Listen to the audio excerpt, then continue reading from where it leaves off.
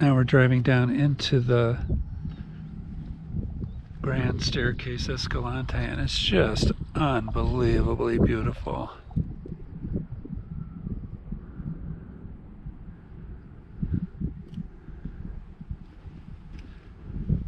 The red rock, the canyons,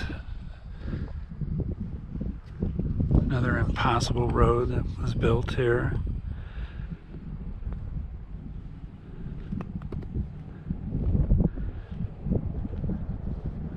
I mean, look at that canyon that hardly anybody ever goes up. And there's thousands of them like this here. It's just amazing.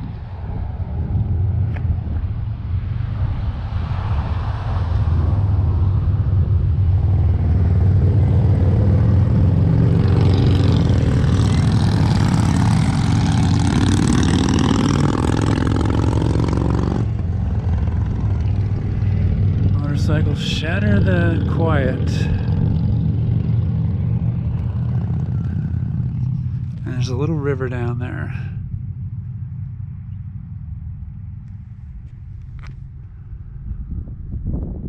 What a place. Just had to capture this on film.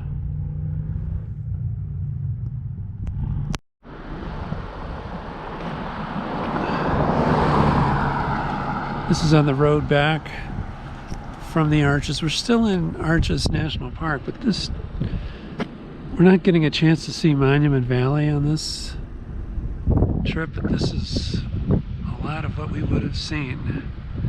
Really like the Wild West. I mean, look at this long, narrow wall.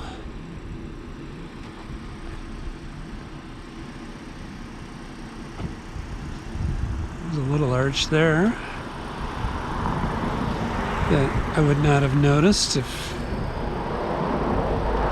I hadn't got out of the car. I don't know if they count like little holes in the rock as arches here. And there's like a balanced rock on top of that column that will topple off one of these days. Just amazing. One more look.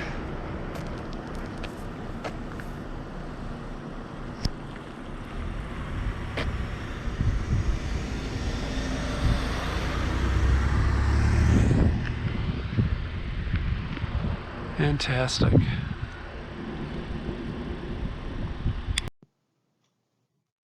So those were just some of the sights and scenes that we saw in southern Utah on a recent trip we made from the New York area out to Utah. And to do that, we went from a wet area, very green, to a very dry area, Utah, in the western US. The reason we wanted to go to Utah was to see the big 5 national parks across southern Utah. So going from west to east, we went to Zion and then Bryce Canyon National Park, then Capitol Reef, and then the 2 national parks on the eastern part of southern Utah, Canyonlands and Arches, are right next to each other. They're right near the town of Moab, so that's a good place to stay. So we flew out. We decided to fly into Las Vegas and then rent a car and drive up. So we wanted to get new perspectives. We are coming from a state that pays the highest property taxes in the country, so we knew we were going to a state with lower property taxes. That was one change of scenery. And we're also going from the densest state people per square mile of New Jersey to one of the least dense states in Utah. And we were also flying from an area that was in the north during the Civil War to an area that wasn't even really a state yet in the mid 1800s. So we flew into Las Vegas and got ourselves through a very busy airport, very large airport. And naturally, there were slot machines right there in the airport, which we just walked by. Not too many people were playing them. And we went down to get our rent-a-car and get our bags. And I'm not getting any sponsorship or anything from Hertz, but I use them every time. They're very reliable. And somehow, some way, I was able to get a car from the President's Circle. And I should also say there were huge lines at the airport for people that didn't have reservations or didn't have this option, but I'd made my reservations ahead of time. And I think because of the number of times I've rented from Hertz, they give you an extra free day after a while. So one of the days of our trip was free. And you just pick a car from the general area. And the car we picked is the exact same car, same color, everything as my wife's car. So we got a Chevy Equinox SUV. So very familiar. So we got out of the airport. We didn't really have that much of a yearning to see Las Vegas. So we drove around it and we wanted to go see Boulder Dam on our first day, Hoover Dam, originally called Boulder Dam, and it's located near the town of Boulder City, Nevada, where we stayed overnight. So I'll do a separate video on Hoover Dam. It was very interesting, very picturesque. And here's a view of the dam from a better view than we had, but we still had great views of the dam. They have really nice outdoor viewing platforms. And this sort of shows that Lake Mead, which is behind Hoover Dam, is lower due to the heavy use of all the western states, the demand for the water. They just can't keep up with the demand because it's a growing area. That gives you a closer up look of Lake Mead and how the lake level is sinking. And if it keeps sinking, then they won't be able to use the dam for hydroelectric power, which powers Las Vegas and a lot of Southern California. And if you look at this picture, Arizona is on the right and Nevada is on the left. So seeing Lake Mead and everything at a bookshop at one of the national parks, I picked up this book, Cadillac Desert by Mark Reisner, who unfortunately is no longer living. He died young, but a great book, really well written, and I'm still reading it, but it's very informative. So I highly recommend this book. So we stayed in Boulder City, right near the dam, on our first night. And we stayed at what's considered a historic hotel. It was opened in 1933, so it's only 90 years old. But for this part of the country, this is considered historic. This is a picture from the 1940s, but it looks pretty much the same. And it was a nice town. I'll do a separate video on Hoover Dam and Boulder City. So with that, we focused on getting ourselves up to Utah from Las Vegas, the Las Vegas area. And again, these are the national parks we're headed for: Zion, Bryce, Capitol Reef, Canyonlands, and Arches. Boom, boom, boom, boom, boom. So actually, it was a lot of ground to cover, but we're able to do it and see a fair amount of each national park. We didn't have a chance to do any of the national parks individually in an exhaustive way, but we got to see a lot. So this will give you an overall picture of what these parks are like. And in terms of going back, would I go to one of these parks just to go to the one park? I don't think so. I think I'd still want to go to more than one. I just think the whole area of southern Utah is just beautiful and fascinating. But I guess if you wanted to go to a national park and just make that your sole destination or your only national park on a trip, I would more tend to go to like the Grand Canyon or Yosemite. But these are all very well done, beautiful, beautiful parks. I might go back to the two by Moab, Arches and Canyonlands. I thought that was a really interesting area. But the whole, like I said, the whole southern part of the state is interesting. And while we were in Utah, we wanted to go up to Salt Lake City and see the Mormon Tabernacle and the Great Salt Lake, and also the whole city of Salt Lake City. And then we flew out of Salt Lake City. So to get up to Utah from the Las Vegas area or where we were staying, we had to go back through Las Vegas and then up Route 15. It's kind of a dry, desolate highway. I was driving. My wife just noticed that in Nevada, there was a lot of litter along the road. I didn't notice it myself, but she kept commenting on that. And then when we got into Arizona and Utah, that was no longer a factor. So maybe that could be something that Nevada might deal with in the future. It's a lot of area, though, to cover, a lot of stuff to pick up, unfortunately. So we got up to southwestern Utah before we went to our first national park. We stopped in St. George and we went by Brigham Young's summer home, which he built right towards the end of his life. He only had a chance to live here a couple of years, but the city of St. George was very interesting. Beautiful red rocks surrounding the residential area. It was really a nice area. I could see why a lot of people would want to move there and retire there. And while we were there, we found an Indian restaurant, a pretty good sized one too, and it was very good. So who would have thought you could get to this kind of restaurant in southern Utah? So now it was time to go to the national parks. So we kept driving from St. George over east to Zion, and this is Zion National Park.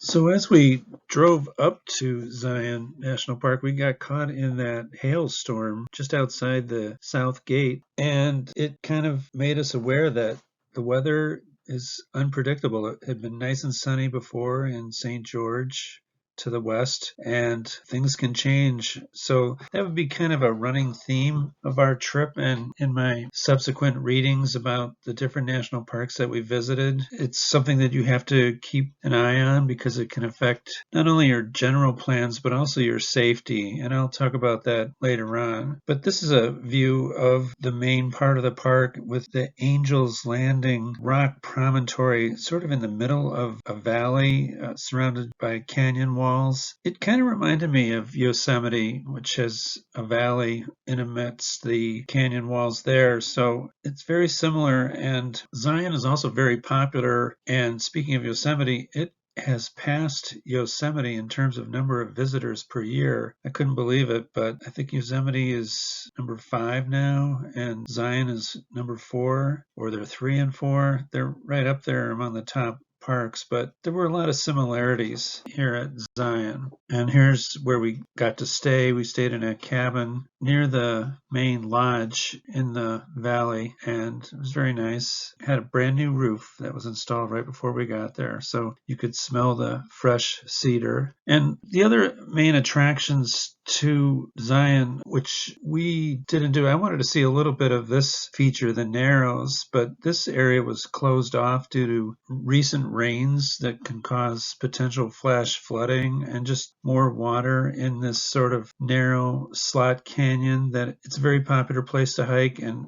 as you go further deeper and deeper into it, it gets narrower and narrower. So you can go on the internet and just see tons of pictures. They're really fantastic pictures of taking this hike. My wife wanted to have no part of walking up in the water in a slot canyon if we could, which we couldn't. They had it closed off, but I wanted to see a little bit of it, get a little taste of it, but they wouldn't let you, which is a good thing because people have died from flash floods in the Narrows. And also here, another really interesting looking canyon. They call it the Subway. It's another part of the park, but it's very popular to hike too. And it's fine when there's no wall of water rushing towards you from a flash flood. A storm could be occurring 5-10 miles away, and you might look up and see all blue skies. So you really have to almost know the whole weather of the whole area to determine whether it's safe or not. I'm sure the parks will try to let you know and will cordon off areas if they think it's not safe, but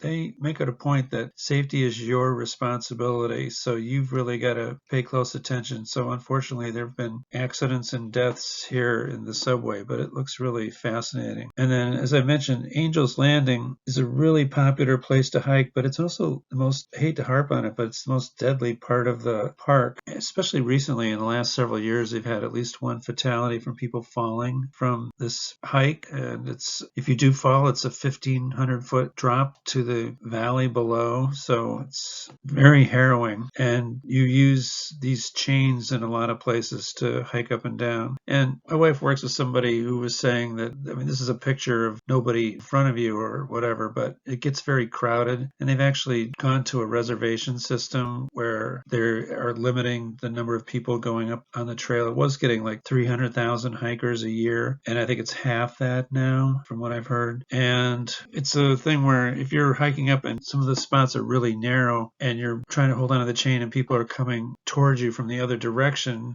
whether you're coming or going, you've got a tight squeeze there and nobody wants to let go of the chain. And, you know, it's not for the faint of heart. I'm afraid of heights. So is my wife. I think my brother and I, when we were little, my mom took us to a high-rise building in Chicago that had an observation deck, and we were little. We were just wanted to look out the window, but my mom sort of pushed us on this ledge towards the window, and I think we both became afraid of heights immediately from that early age. But it's not a thing for being afraid of heights. And I mentioned my wife works with someone, and they were a married couple, and they went up it, and the guy's wife, she could do it. She kept on going, but he said he couldn't take it. He had to turn around and come back. So hopefully that is an option if you can't make it all the way to the top. But the views from up top are spectacular. So I'm showing here the general area. There's a lot of things happening in the north end of the valley. You've got the Narrows, and you've also got the hike. You have to come up through the back to go to that Angel's Landing and look out over the valley. So lots happening high up and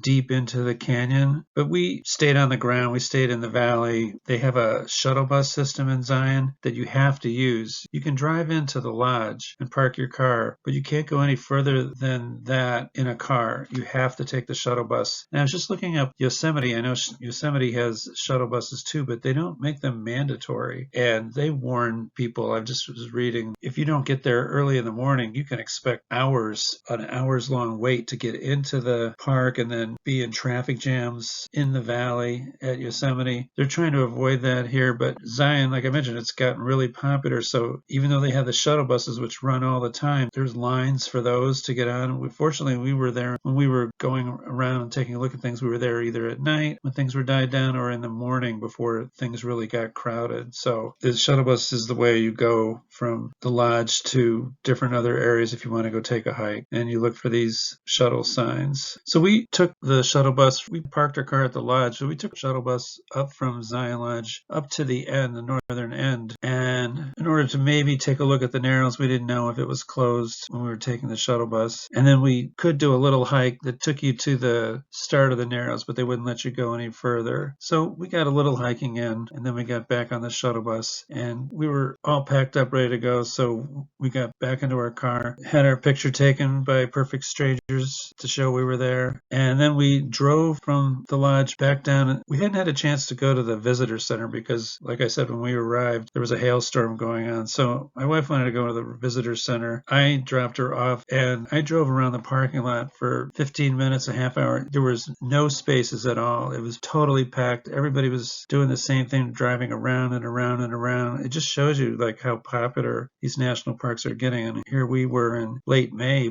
even before Memorial Day, and already it was getting totally packed. So something to bear in mind. So after my wife came back out from a harried shopping expedition at the visitor center, then we were ready to leave Zion and head to our next national park, Bryce Canyon. But first, we had to take this road from the visitor center up and then go east and out of the park. And I looked at the map. You can see here very squiggly lines. Show a close-up, really squiggly lines. It's this fantastic road, the Zion Mount Carmel Highway. They built it in the 1920s, 1930s. An amazing feat of engineering. It rises up like 800 feet in elevation from the base of the valley, and then you get up to this tunnel, and then it's a mile-long tunnel, which was also a feat of engineering that they were able to build this in such a remote location. And then after you go through the tunnel, then you can go east. And I will say also, and I'll probably say it again, after you come out of the tunnel, the scenery is really fantastic too, going out east out of the park. So I will say though, show that this road is not for the faint-hearted, just like hiking up to the top of Angel's Landing isn't for the faint-hearted. Well, here we were in a car on a road, but the road would go right along the sides of cliffs that was a total drop-off, so no room for error. And I'll try to show you.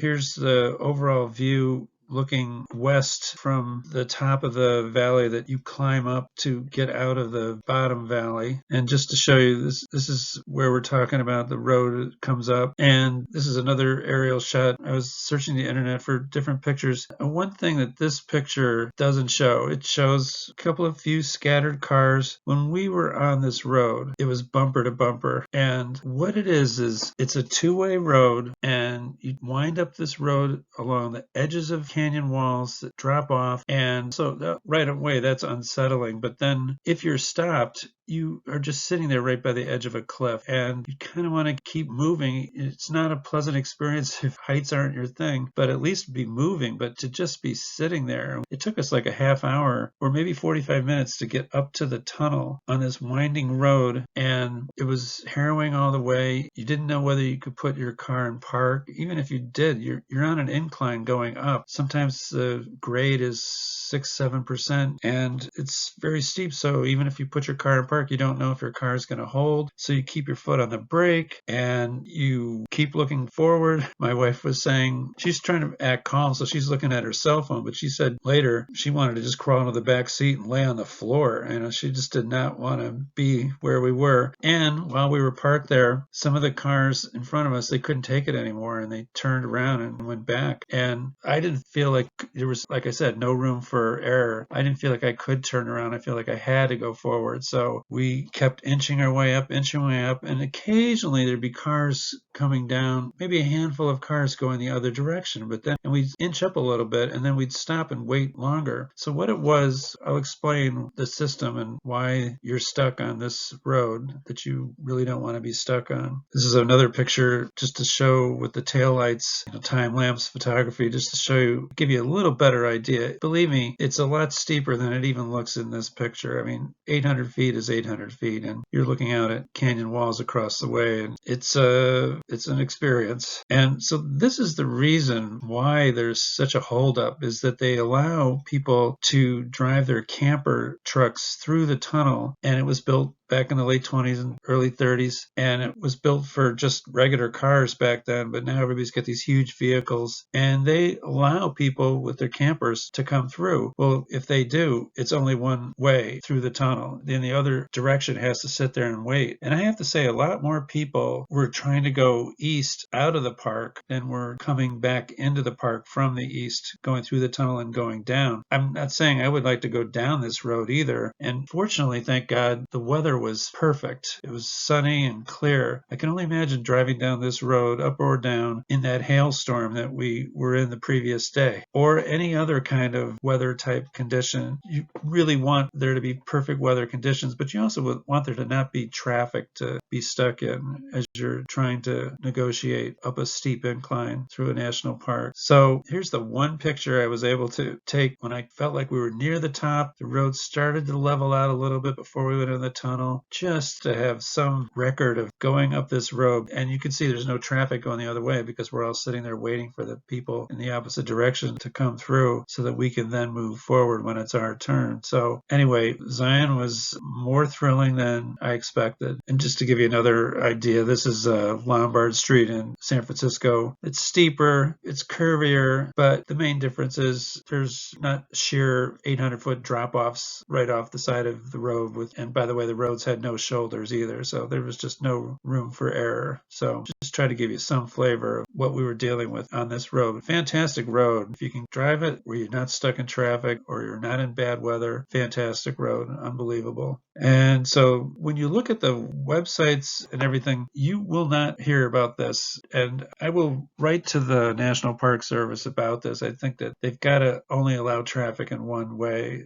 These are the pictures you see. Oh, it's beautiful, and there's just just you by yourself driving down this lonely road. No, it's not the case. It's packed. So anyway, take that into consideration if you go to Zion. But when you do come out of the tunnel, and by the way, they have these openings, you can no longer park at some of the openings along the tunnel that open out to that sheer canyon below. But they built the tunnel with some holes in the walls, mostly for air for the construction workers. But you catch glimpses of it when you're driving by, but you're no longer allowed to stop and park and gaze. So this is a picture from yesteryear, back in the good old days when there was hardly any traffic. So when you come out of the east portal of the tunnel and you're headed east towards Bryce Canyon, there's really interesting and breathtaking scenery on this road, and it's just a beautiful road. So I think of Zion as like two different parks. There's the one part higher elevation here to the east of the tunnel, and then there's the other part, which is the main valley that runs north-south. So that's Zion, just beautiful, breathtaking. But I, fortunately, when we were in the Las Vegas area, I had bought a bottle of wine, and believe me, I had some of it the night after this drive, so you're going to need it. So here was the road that I was just showing you, and it's Route 9, Utah State Route 9, and it takes you east out to another road, and then you go from there to get to our next national park, and that would be Bryce Canyon National Park, which we arrived at later in the day, in the middle to late afternoon. And I've been here once before. I have great memories of the first time I went to Bryce. I have to say the novelty had worn off a little bit for me. My wife had never been to Bryce, but it's still as fantastic as I remember it. But it's a national park where you can drive in and look down at the pinnacles formed from the wind and the rain over millions of years. It's very interesting. People will take a hike down in among the features, but you don't have to. A lot of people just do like we did, walk along the rim and look down at the various geologic formations, and it's very red, very orange. So it's just spectacular. I have nothing bad to say about Bryce. It's the second time I've been there. I will say, out of the 5 national parks, I went and looked at all the safety incident reports that the National Park Service does. Very well written. They write about incidents of accidents and things that have happened and what was done doing search and rescues, what have you. I'll talk about that more later, but Bryce is the safest out of the 5 national parks that we visited, primarily because you can just go and look down. You don't have to, unless you want to, you don't have to go down and do the hikes and everything where you could get into trouble, you could slip and fall or whatever. They just have not had as many incidents like that like the other national parks. So when we were there, one thing we kept an eye on, and I think we might have heard thunder in the distance, but you got to keep an eye on this, especially at a park like Bryce. Now, Bryce is higher in elevation than Zion. Bryce is like 8,000 feet elevation, and you're closer to the sky, and there have been incidents where they've had lightning strikes that have killed people visiting Bryce. When I read through all the incident reports going all the way back to the 80s, it only seemed to happen to people from Europe. It just happened. That just was the kind of the coincidence there. But it's something you have to keep an eye on. And I think a lot of people, they want to maximize their time at each of these national parks. You don't have that much time, but you still have to be mindful of the weather, and you can't fight Mother Nature. So that storm looked like it was coming. It never really did come.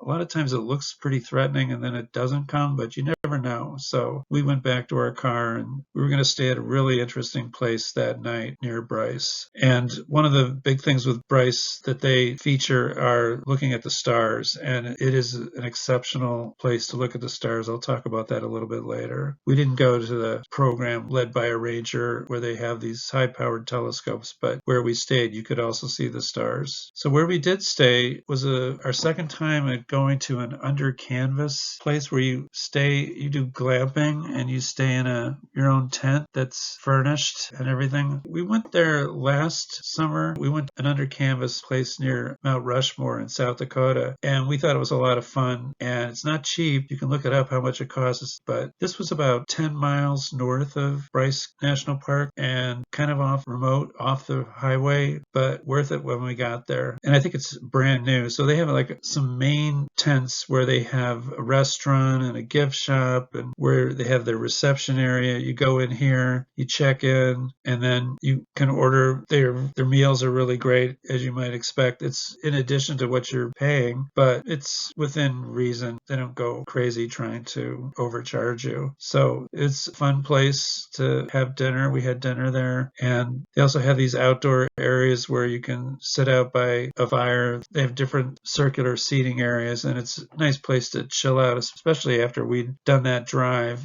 and it was time for us to relax. And they have a whole complex where they have a large outdoor eating area. I think this Under Canvas is brand new. It seemed brand new to us, and the people who work there are always friendly. So we always only have good things to say about Under Canvas. I highly recommend this chain. They have places at different national parks, mostly in the West, near national parks. And so this was our tent, and it's just like the tent we stayed in South Dakota. This one has a little porch with a couple of chairs, which we haven't sat on either time we've stayed at Under Canvas because we go right into the tent and we just want to experience the interior of the tent. I guess if we stayed a couple of days, couple of nights, we would do more things like hang out on the little porch. So we had, I think it was the highest tent of the whole group of about 50 to tents, maybe 100 tents, 50 to 100. And some of the trees looked like they might have gotten hit by lightning. Maybe that's what comes with being at the highest elevation. But fortunately for us, there was no lightning or thunder that night. It was kind of overcast when we first got there. And this is their view from that little porch. All the views in Utah are fantastic. So this is the inside of our tent at Under Canvas. And they give you a little wood burning stove, and you're going to need it because it gets cold at night. We had the same experience in South Dakota. Fortunately, this time our wood was drier, so I was better at keeping the fire going all night, although you have to keep waking up during the middle of the night because the fire will go out, so you put more wood in the little wood stove. And as you're looking here through the length of the tent, at the end to the right, you can maybe see there's a shower head on the right. There's a little shower, and to the left is a toilet. And for privacy, we probably had this in South Dakota, but we didn't know it, but we finally figured out the system. But there's a huge sliding door that you just slide across the opening there, and that gives you some semblance of privacy. But it's pretty close quarters. You're in a tent. It's glamping. Still, everything's in close proximity to everything else. And here's a picture. I only had a couple of them like this, but this is a tent with a special bubble out the side with a clear plastic roof so that you can look up and look at the stars at night, which we did. And it was just so cool. We kept waking up during the middle of the night. It doesn't sound like a very restful night, getting up, looking at stars, putting wood into the wood burning stove and everything, but we loved it. We had a great experience. Catch up on sleep the next place. So that's Under Canvas, and I'll show you a little bit of Under Canvas before we go to the next national park. Just about to leave Under Canvas, just to show you the overall layout. This is the Under Canvas north of Bryce, about 10 miles. Bryce Canyon National Park. I don't know if you can see in the distance, but there's snow still on the mountains over there to the northeast. And again, we really enjoyed our stay here.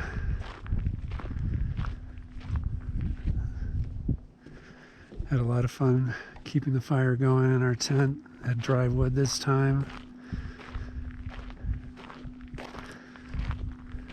In a big outdoor area, they have like little bonfires that people can sit around. So we did that for a while. But we mainly just wanted to enjoy our tent. So I'm going to fill up our water bottles and we're going to get going. Under Canvas.